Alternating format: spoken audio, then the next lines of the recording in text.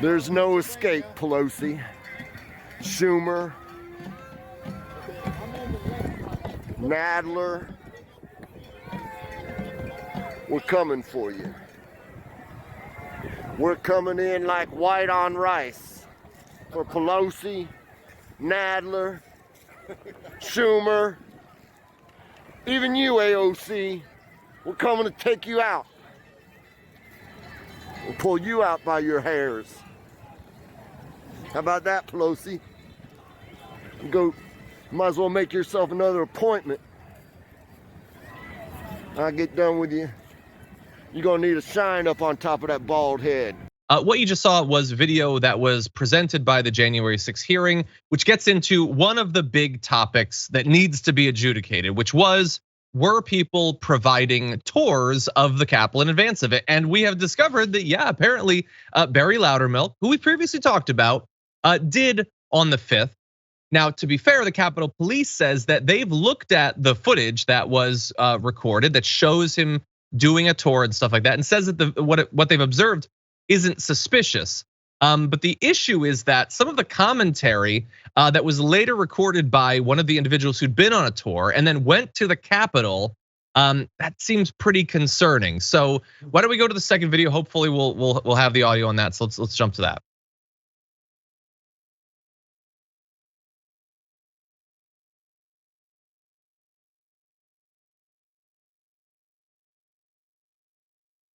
There, the tour happening, and an individual taking a photo of a stairwell, as you do.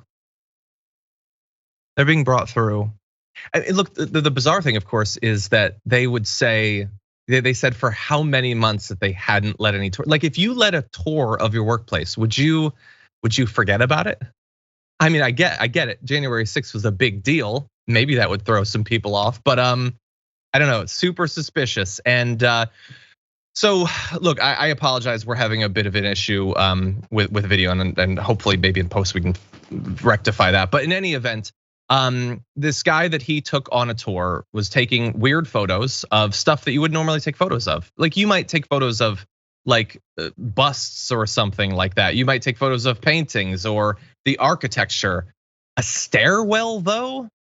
That seems a little bit weird. And for one of the individuals to then be there on the 6th and to be making very vocal threats against the lives of multiple representatives, not just leadership like AOC, or not just leadership like Nancy Pelosi, but also members like AOC. It's just super suspicious.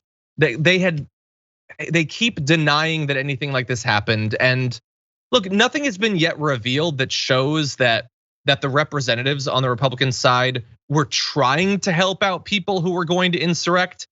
But it's becoming increasingly clear that they really weren't vetting these people, and they did cover it up after the fact. So maybe that's not as bad, JR, but it's still not great.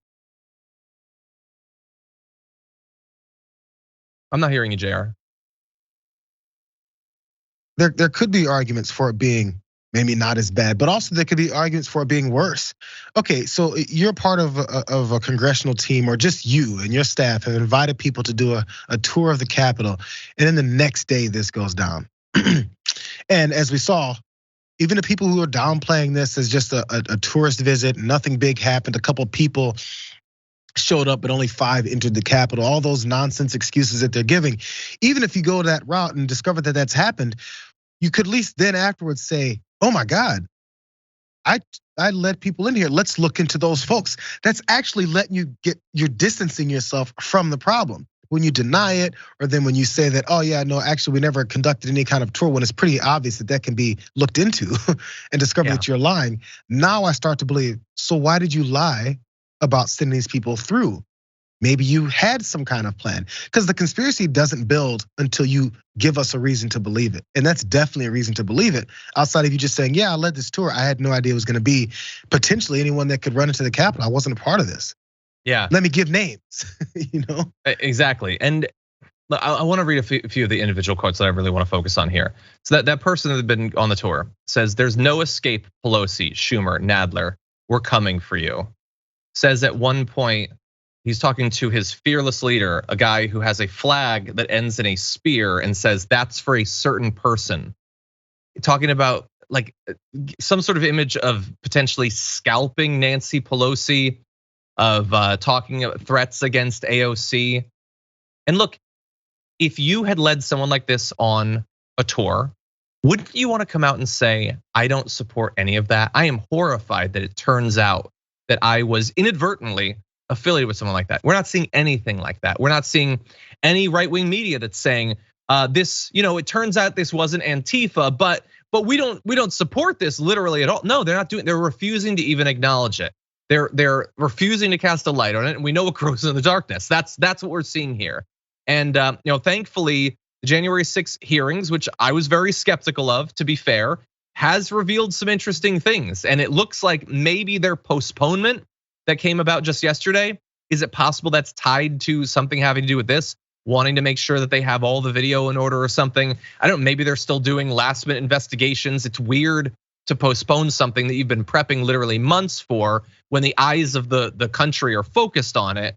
But Loudermilk needs to be questioned about this guy. Did he know what this person was hoping to do when he gave him that tour on January 5th? Should be an easy answer. Should be an easy explanation and conversation about how you're connected to this guy who is making obvious threats. What do you think? Who is this guy? Where did he come from? Why? The only reason you have not to answer those questions is if you're okay with what he did. Yeah, it's 2 + 2, man. It's the easiest equation. 100%. Yeah, and just a further reminder of how clear like what they wanted on January 6th.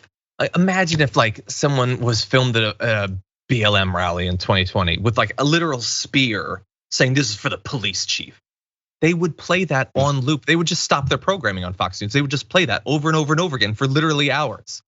But in this, it doesn't matter. They wanted blood. That's what they wanted, and they got it. They injured over 100 cops. People died as a result of it, and we're just supposed to move on. We're the crazy ones because we think something like this is unacceptable.